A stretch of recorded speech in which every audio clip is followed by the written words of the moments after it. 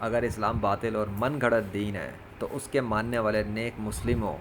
اور اس کے نہ ماننے والے غیر مسلموں کے درمیان موت کے بعد جسم سڑ کر جانے اور تر و تازہ رہنے کا فرق کیوں ہے؟ اور کس نے یہ فرق قائم کیا؟ اگر کائنات میں سب کچھ خود بخود ہو رہا ہے کہ نیک مسلمانوں کی لاشوں پر نہ کوئی کیمیکل ہے، نہ کوئی مسالہ،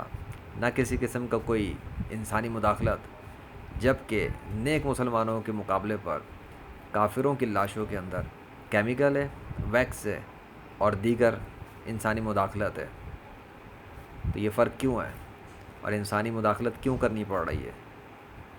اگر کائنات میں سب کچھ خود بخود ہو رہا ہے تو پھر نیک مسلمانوں کی لاشیں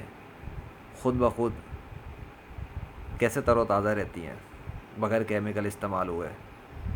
اور کافروں کو اپنی لاشوں کے اوپر سڑے گلے ڈھانچوں کے اوپر ویکس، کیمیکل اور مسالے کیوں لگانے پڑتے ہیں مسلمانوں کے مقابلے پر؟